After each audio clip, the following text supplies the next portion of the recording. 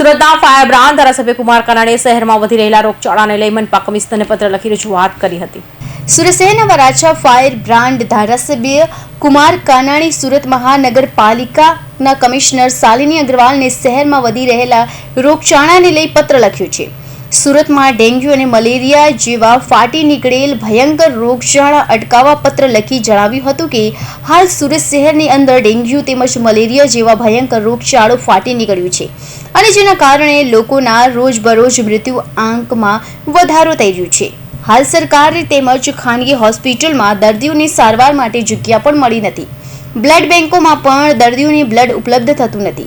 આવી ભયંકર પરિસ્થિતિમાં સુરત મહાનગરપાલિકા અને તેમનું આરોગ્ય તંત્ર નિદ્રાહીન અવસ્થામાં હોય તેમ લાગી રહ્યું છે। જે વિસ્તારમાં ડેન્ગ્યુ તેમજ મલેરિયાના કેસો આવે છે તે વિસ્તારમાં આરોગ્ય તંત્ર દ્વારા ધૂમ્રશેલ તથા દવા છંટકાવ જેવી કોઈ કામગીરી કરવામાં આવતી નથી। ફિલ્ડમાં આવા રોગોના નિયંત્રણ માટે કોઈ પણ પ્રકારની સઘન કામગીરી થતી નથી। સુરત મહાનગરપાલિકાનું તંત્ર માત્ર એસી ચેમ્બરમાં બેસી કાગળ પર કામગીરી કરી રહ્યો હોય તેવું લાગી રહ્યું છે।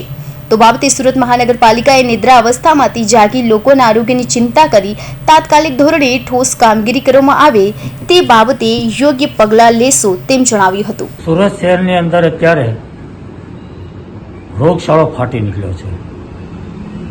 ડેન્ગ્યુ અને મેલેરિયા જેવા તાવના કેસમાં લોકોના મરણ થઈ રહ્યા છે। તંત્ર ક્યાંય ફિલ્ડમાં દેખાતું નથી, કોઈ અધિકારી ફિલ્ડમાં દેખાતું નથી, કોઈ કાર્યવાહી થતી નથી। એટલે મને એવું લાગે છે કે આ રોગચાળાને કારણે મચ્છરજન્ય રોગ, પાણીજન્ય રોગને કારણે અત્યારે લોકોને દવાખાનામાં પણ જગ્યા મળતી નથી। રક્તદાન કેન્દ્રોની અંદર લોહી પણ મળતું નથી। આવી ભયંકર પરિસ્થિતિમાં આરોગ્ય વિભાગની કોઈ જ કામગીરી ફિલ્ડ પર દેખાતી નથી। એટલે મને એવું લાગ્યું કે તંત્ર ઊંઘી રહ્યું છે, એને જગાડવાની જરૂર છે ને એટલા માટે મેં આ પત્ર લખ્યો છે।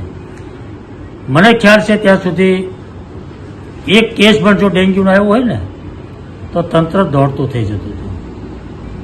આજુ બધા વિસ્તારમાં અધિકારીઓની ટીમ આવે, ધૂમ્રશેર થાય, એને ક્યાં ક્યાં જગ્યાએ પાણી ભરાય છે એની તપાસ થાય, તંત્ર દોડતું હતું।